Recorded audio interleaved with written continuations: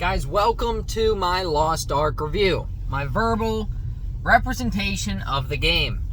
I want to get into this and just note that there's going to be some points where I go back and some points where I go forward, alright? Keeping it all locked in your head and going step by step is a little difficult, okay? It's a little difficult, okay? So, let's start off right off the rip. You make your character, okay? You make your character in this game. The customization in this game is pretty incredible, okay?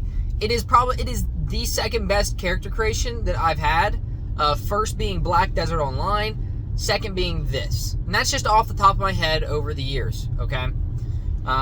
You play games, Mass Effect and Dragon Age, and you play a BioWare game, you have pretty solid customization overall, right?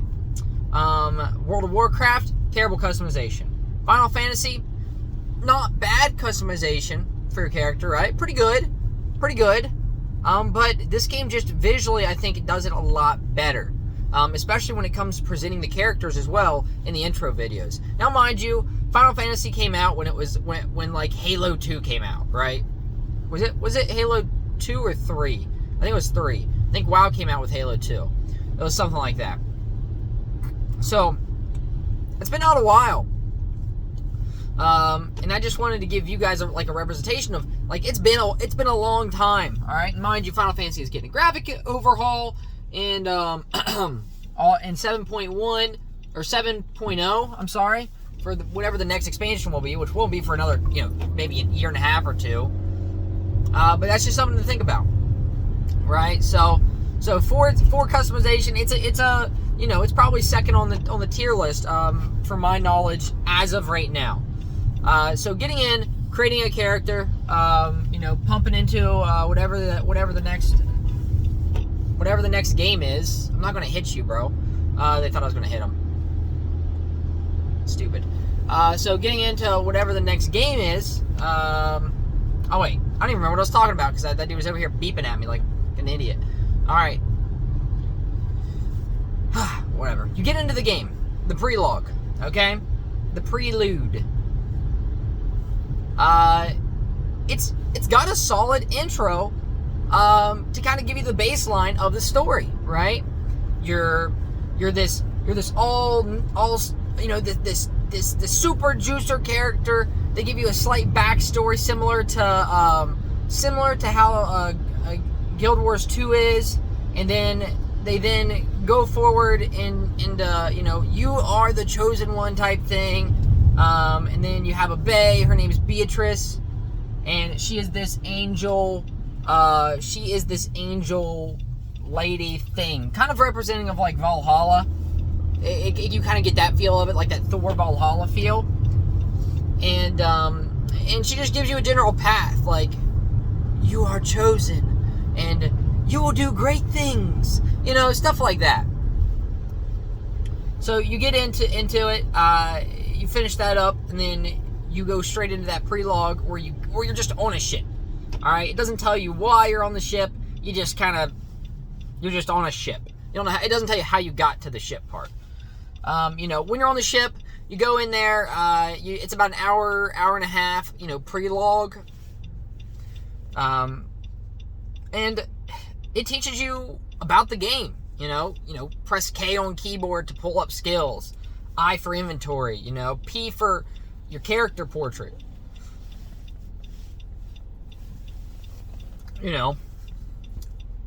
All that stuff. And that's after going with Beatrice or Beatrix, I can't remember. After going with her and then picking your subclass, right? Which is really nice. And it's different. You actually get to test out the subclasses of whatever main class that you pick. So if you pick a mage, for instance, which is what I picked, you get to try out the two subclasses right off the rip, okay? You go straight to level 10. And the two subclasses that we currently have for mage are sorceress and bard, right? So I got to try those in a baseline of their ability sets. And you get to do that for all the classes. Same thing with warrior, which is paladin, berserker, and what is the other one for warrior? Paladin, berserker, and gunlance, right? And then the one for the other one, the next one, which is Assassin, which is Shadow Hunter and Shadow Hunter and Deathblade, right? And then you got the gun classes, right? And a lot of the classes in this game are gender locked, but they are introducing like a sub-variant of that class that has a few different abilities, enough to distinguish it from the other one, whether it's like a passive skill or some in-game recognition where you can't tell all the way up until in-game. But there are those different things for the other gender variant. And right now in the Western version of the game, there aren't those different variants. Okay, of those classes, they don't have the gender variants. Now for me, I don't care whether I'm playing a dude or a chick. I don't care. It's the class for me, right? Because I can be this beautiful woman or I can just be a beautiful dude, right? It doesn't matter, right? But to some people, I gotta play a chick, bro. Do I look like a pansy, bro? Why do I have to play I don't care if she has booba, bro. I'm not playing a chick. Go play the male classes then, all right? Freaking whiner babies. All these people out here finding reasons to whine, right? Whiner babies. Anyway, before I get on a tangent on that, that's how the classes work. You get through the prelogue, you are now in the world. You are in Arcasia, okay? Arcasia. You're in here, you're in Lunterra, which is the first main chunk of story. Alright, you get the first main chunk of story that says, you know what, you knock out this continent, east and west, or west and east Lunterra, and then you get your first ship, okay? And there's a lot of, story's been done so much, there's not a whole lot of new you can do with story, alright? Especially if you are in your 20s and up, you basically know what the story's like, okay? Stories of games, right? I would even say, if you played games your whole life from the age of like 16 and up, you're probably going to know what the story's like or have a general idea, right? I mean, there's going to be some twists, some turns. You're going to enjoy the characters that they have put into the games because you've played games that have bad character development. You also have games who've had pretty solid character development, right? They both present the story the same or similar, right? But there is such thing as bad character development. You have these two characters, I can't remember, Anduin and, where's what Slade calls him, Anduin and the other holy paladin dude or whatever, and you basically got to go take over, reclaim his kingdom, right? That's the first 36, 38 levels, depending on how much you're juicing through the game. You got to reclaim his castle, because it's been taken from him. After you do that, they're like, you know what? I got you, brother. They give you your own house right off the rip. They call it a stronghold. Your own island, right, or stronghold, because they start digging into the pirate theme a little bit too. And we'll talk about themes as well. And then you also get your own stronghold, and then you also get your own ship by the time you finish East Lunterra. Spoiler alert, you get a ship. If you don't know about that, you are literally not paying attention to anything news related to this game for the past 3 years. Okay? So, you beat the first campaign. You have a few good set pieces within that story that are just like real kickers, dude. Real, like you get in there and you whoop ass. You kick ass. Alright? In this first chunk of story. Alright? The big battle scenes when you reclaim the castle are incredible. Like, you just don't see that in MMOs. You don't. And it was one of the first, like, real eye-openers, not even including the dungeon at level 20 that you do, and another one at, like, level 30, which are both crazy good dungeons for a level 20 and 30 dungeon, right? They really set the bar way higher for what a leveling dungeon should be in an MMO, right? And that's a story-based dungeon as well, so you go in there and it gives you a little chunk of story with Anduin. I don't remember his name. It's the priest guy. Whatever, paladin priest guy. There's some Game of Thrones plot twists in there where the dude, stuff happens to him, and I'm not gonna get in too deep about it. I've never watched the last 3 or 4 seasons of Game of Thrones, but I just know what happens because it was one of those things where everybody's talking about it. So, all that happens, blah, blah, blah. You finish the early dungeons. They're pretty solid. Okay. Let's talk about completionism, okay? Before we get out of the first leveling zone. If you push in on your keyboard, it pulls up 0 to 100% completion, and there's like 4 or 5 items on the top bar. I think there's 5 items on the top bar. 10%, 30. I think they're 5 and 5. Okay? 10, 20, 30, 40, 50, 60, 70, 80, 90, 100. Okay, there's 5 and 5, okay? And going full completion is a time sink. By the time you're done with the zone, if you do the side quests, if you follow a guide on collecting the stories, and if you do the world bosses and then the side bosses from following the guide that are scattered in the world, you're going to get about 50-60%, and you're going to get some really cool rewards, right? That they'll give you money to help progress through the game better. They may give you some report, which is like this love thing where you gift NPCs, and the NPCs will give you gifts, right? We'll talk about cards in a sec as well, because there's card collecting in the game as well, and books, right? And you'll get in there, and then you'll do all this different stuff to increase your percentage per continent. So West Luntera and East Luntera have their own, including the other 85% of the map. This game is huge. 90% of the map. It's freaking huge, right? And I didn't even leave Luntera until I was like 30 or 40 hours into the game. It was something stupid. I synced like 40 or it was a lot of hours before I even got out of that zone, right? Because I collected these things called Makoko seeds, which you can turn them in once you get to a certain island, a Makoko island, which is just a whole different theme to the game in general, right? And they don't tell you this stuff, but it's something that's really important, right? It's really important to the non-meta gamer, and then just somebody who enjoys playing content in the game. And they do this really well in this game, okay? They go in and they create a theme, they stick with that theme, and they shove it straight up bunghole, and they say, enjoy your next 15 hours of the game, because you're going to be sinking time into this theme. And it is a great experience for some, and a terrible for others. There's only one that I didn't enjoy that much, and it was the robot zone. But there was a full, like, steampunk mecha type zone where there's like mech warrior robots and stuff like that. Spoiler alert. And then the Makoko village, right, which is the first time you're out on the sea and you get to go to this next to theme.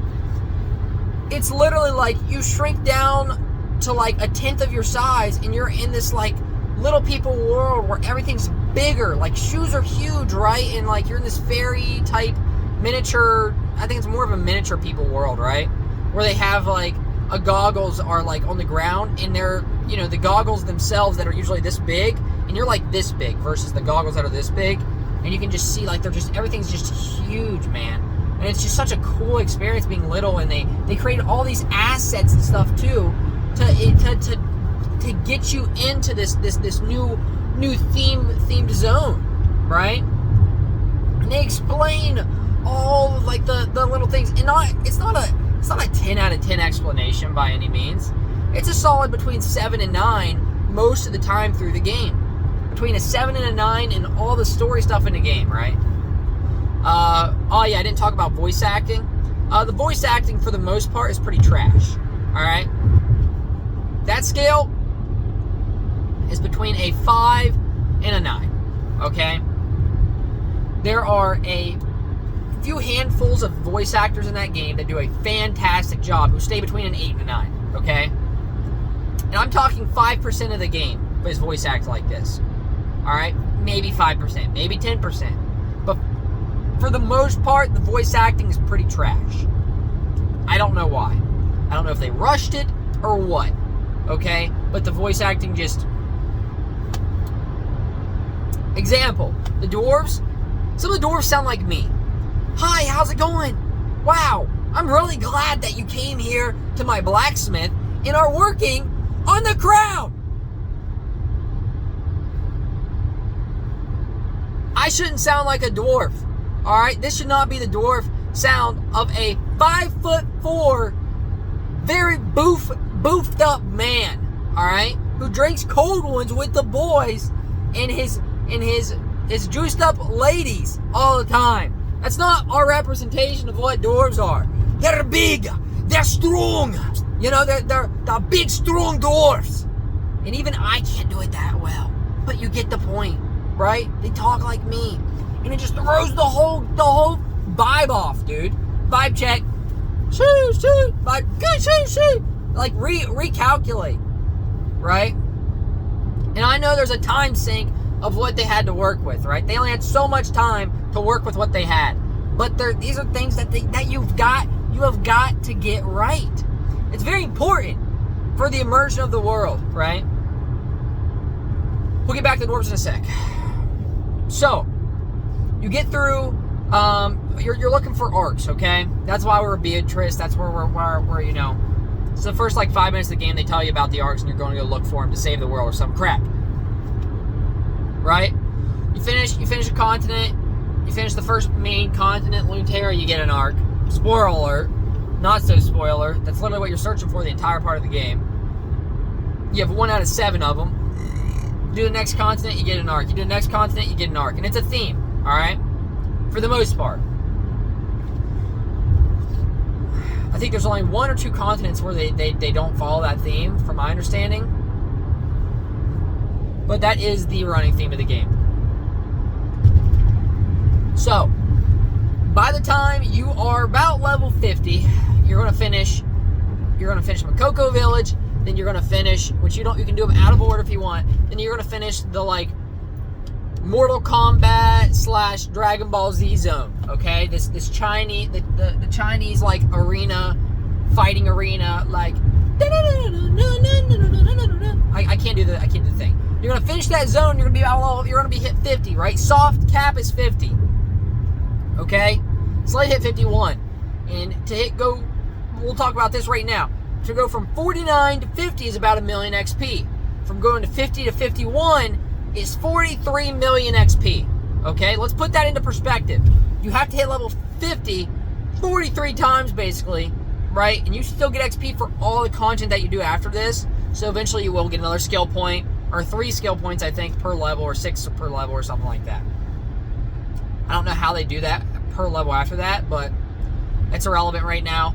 I just want to let you know that the 50 is the soft cap. So you finish the level of that zone, you can either, 1, progress through, you can go ahead and progress through the next arc to get your 3rd or 4th arc, one of the two, I can't remember if it's 3rd or 4th, right, which is the mech zone, my least favorite zone so far.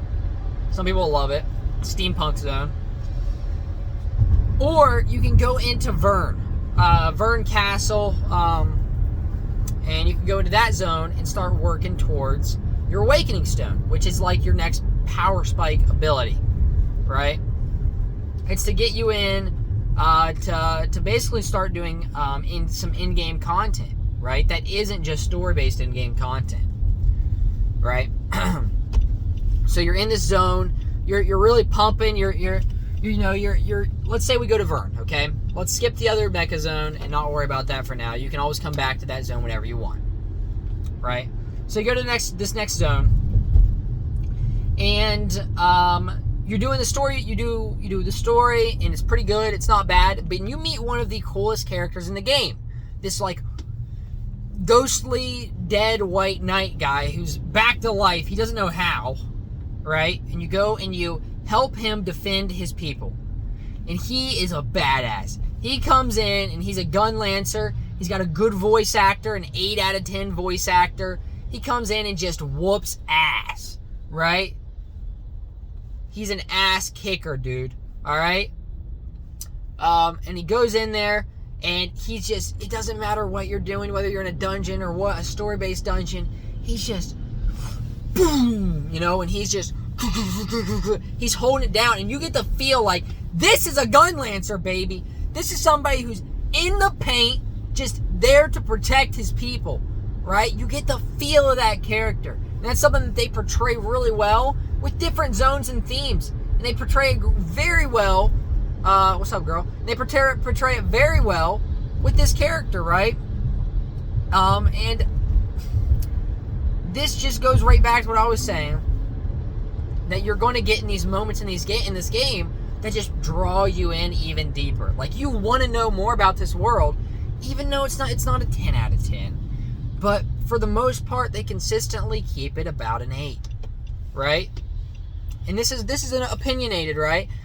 But I got a pretty good opinion on how this stuff works. I've played a lot of games, so suck a nut if you guys just want to fight me in the comments. All right.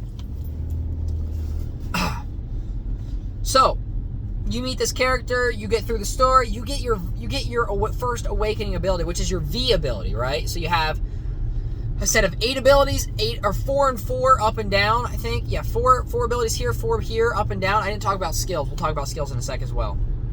And then you get your 9th skill, which is your awakening skill, which you have to actually purchase an awakening stone every time you use that ability, which aren't very expensive. The later on, I have like 2.8 million gold. 2.8 million gold, and it costs like 200 or silver. I'm sorry, it's 2.8 million silver, and they cost like 200 gold each. They're stupidly cheap. I think you having to purchase these things is just a way for them to make it so, to level out your silver intake, because you have so much silver going through all the story and the content. They just feed you that silver like it's candy. Right? So you don't have to worry about the silver right now. Gold's a different story. Gold is the primary currency of player-to-player marketplace trading, or auction house trading. So that's just something else.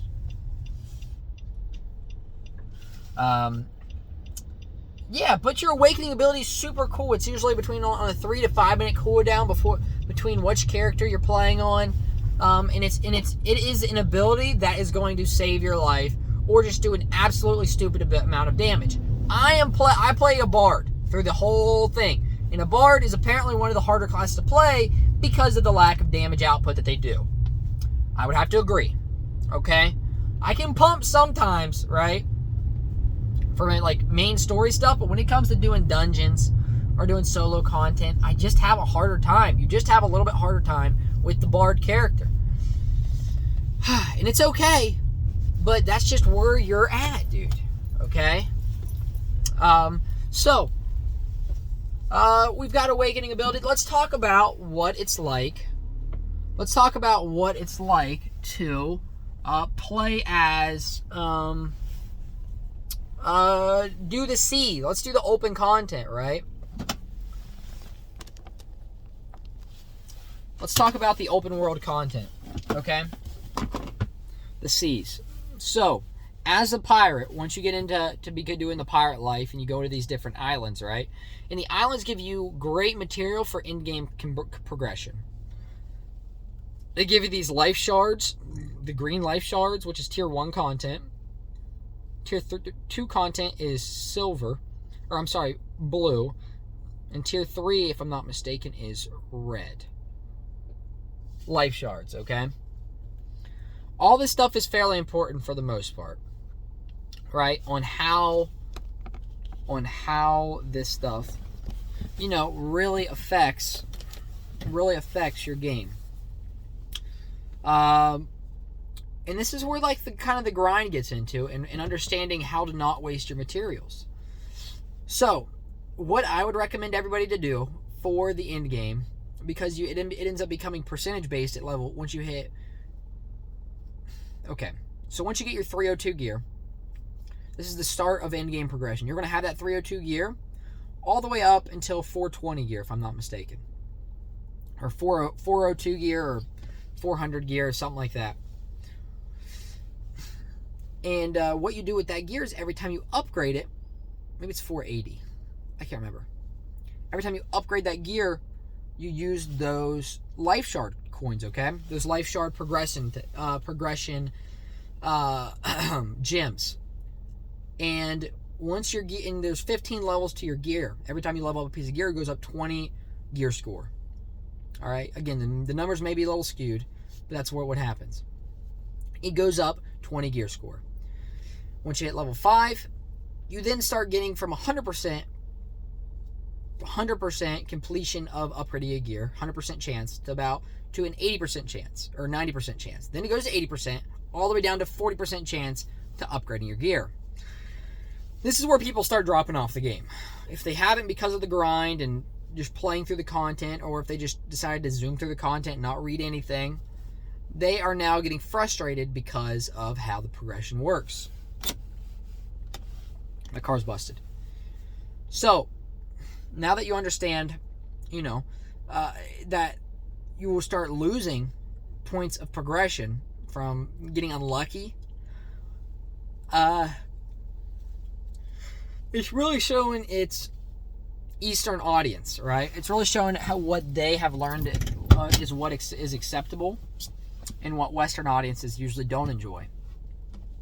But people start to recognize that this isn't the worst thing possible, just because of how much horizontal progression there is in the game. All right, so at least you have a base understanding of how that gear system works. You get through tier 1, which is about 160, 180 levels, right? And then from there, you work through another 160, 180, however many levels it is, and then you keep repeating that process, right? From tier 1, tier 2, tier 3. It's a little farther than that. It's like 240 levels, or I can't remember. So, you've officially done tier 1. You've leveled your gear up from +1 to +15. Within that span, you've also unlocked a new region, right? So you unlock regions at, like I said, I think 160 or 460, 600, and then 802 or something like that, okay? Or 460, 600, 960, and then like 1100 or something like that. 1120 is another, like, gear. This is gear score. You are now progressing. You are going through the story, doing in-game content. You're soft cap level 50. You are hitting, once you hit to that 460 mark and you're done with the Mecha Zone, you're done with Vern, you're done with the Dragon Ball Island, you're done with the classic, like, fighting, the, getting this prince's castle back, and he's a king now. There's an E-boy in there too. He ends up taking somebody away from you, and it's a whole thing. I still haven't gotten back to the E-boy yet, and I'm pretty far into the game now. I'm like 130 or 140 hours into the game. You are now at you're locked in, right? You are officially addicted to the game, and you don't want to stop at this point, right? For the most part, you've recognized the grind, you've recognized the tier progression, you understand the basis of the game. And a big part of leveling past that and getting into the next part of the game is doing islands. So what are islands? This is your pirating. This is where the pirating adventure comes in. And this game has great, all the way up to tier 3. Once you hit tier 3, that's when doing different characters kind of falls off, and it's really hard to do different characters apparently for max minning, because tier 3 content is very difficult. But doing islands is another base of horizontal progression. All right, they have this huge tree. They have a huge tree of horizontal progression in this game, right? So what do I mean by that? What do I mean by that? When you complete an island, there's 96 islands, not including PvP islands, that are theme-based. So there'll be a love island. There'll be a prison island, like, with barbed wire everywhere. There's a pirate islands. There's beach islands. There's chicken islands, right? There are all these different themes that really add life into the game, right? It's easy for them to add an island. There's timed event islands where they'll come up out of the water. One of them is the chicken island. It comes up out of the water at certain time periods of the day, daily, on some islands, and some of them are weekly and some of them are monthly. And they add more to the game, right? And these side quests on the islands aren't just throwaway side quests. They're good experiences, right? Past the gear score leveling. And gear score primarily in this game is just to unlock more content, right? 250 right when you get done with your first when you hit fit level 50 is about your gear score is about 250, and you unlock a ton of island content, right? 460, you unlock a ton of island content. 60, 600, 650, you unlock more island content. 960, you unlock more island content. Leading all the way up to the grand finale of doing pirate ships in different raid dungeons of 8-player content, right? All these different thresholds that take you to the next level, okay, of the overall gear progression in the gameplay of what they have to experience. And this is coming from a player who has given the game. I've given the game already $140. Okay, they give you gems that you can use to help your in-game progression, and it probably sped up my in-game progression by a week, realistically, because I bought these life gems to help increase my gear score. So it sped up my in-game progression of gear score by about a week, I would say, realistically. That's with me missing my daily dungeons and stuff like that, because I just enjoyed doing that other part of the content of the game. And I haven't even touched, I've done about 50 to 60% completion on all the regions, so I'm still missing between 50 to 40% completion on all of the continents or regions, whatever you want to call them, in the game, right? And that's not even including the islands, which I haven't done probably 90 islands yet, right?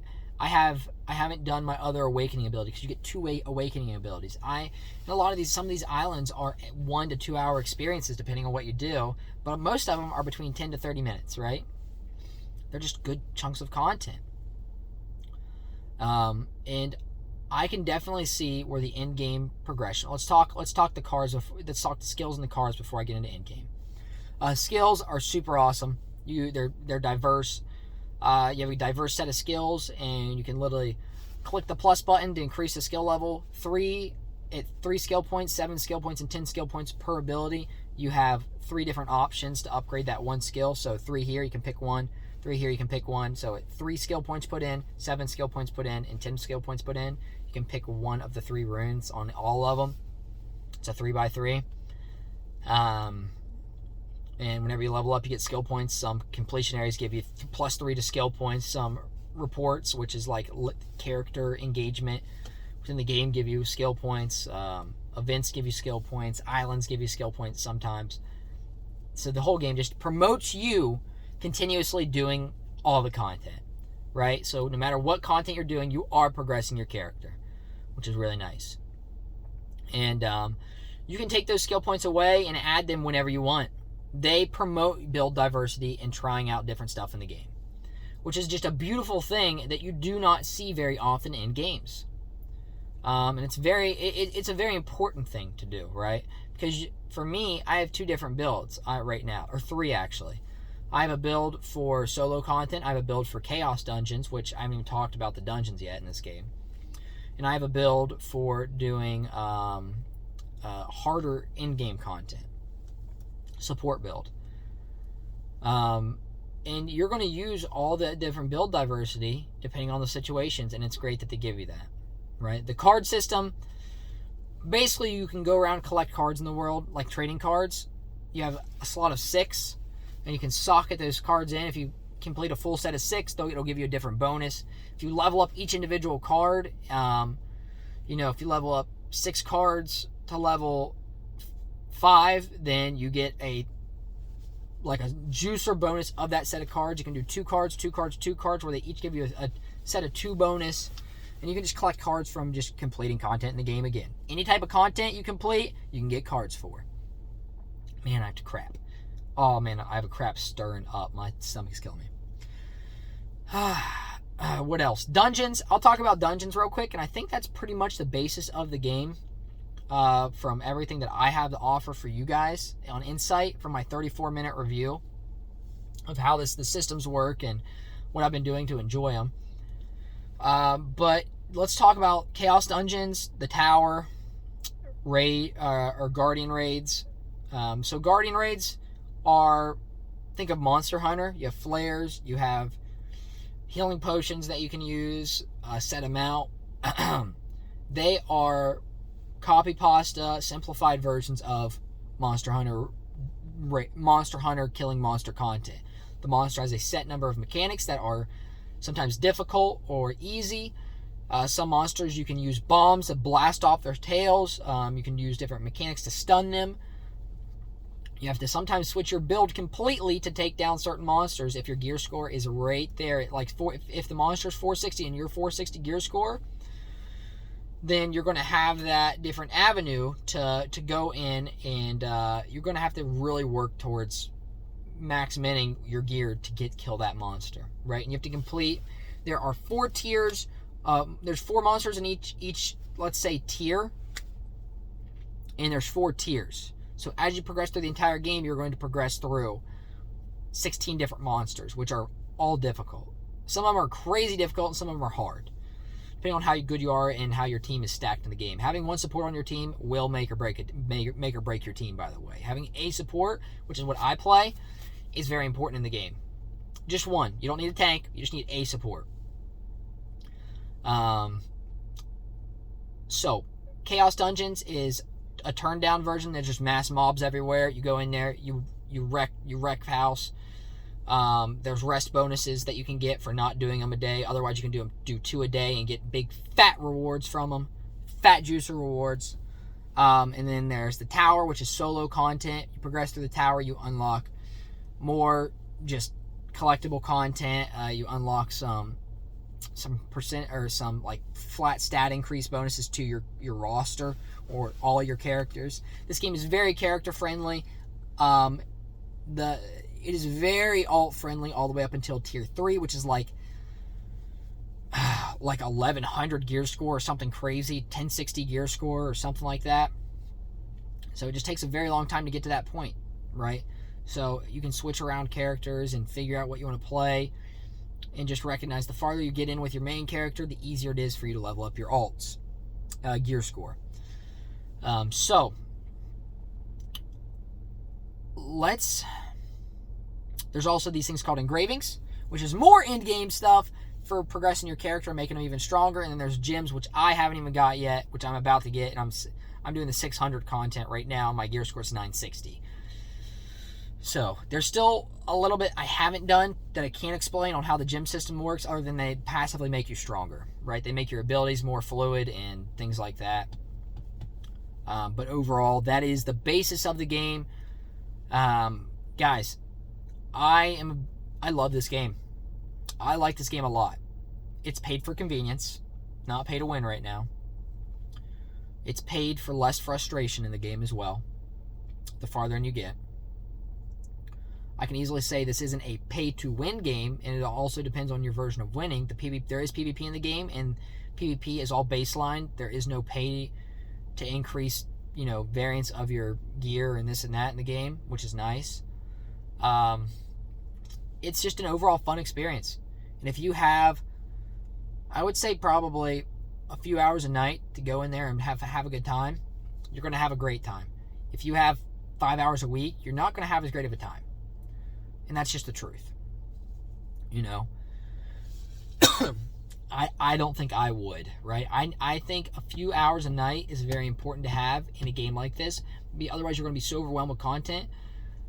I mean, the good news is if you go in with 5 hours a day, you will never complete all the content. Impossible, especially with how popular the game has been. And it hit 1.3 million concurrent players at one point. This game's crazy popular for a reason right now. And crazy popular, and the popularity is growing in Korea as well. You don't have a game that is turned on a dime from tier 1 to tier 2 content because it is not popular. You have it is the developers listening to the community and having a great time developing their game. So it is a free-to-play game. Get in there, try the game out, right? For 5 to 10 hours of content. Let me know what you think. Let me know what you think in the comments. Let me know what you think of my review of this game. An understanding of what this game is and how it works, how it functions. Of somebody with 130 hours of give or take into the game, right? 135. I don't know how many. I've got a lot of hours. If you guys ever want to play with me, I'm on Galatar Tour. Galatur on East. US East servers. playing a bard.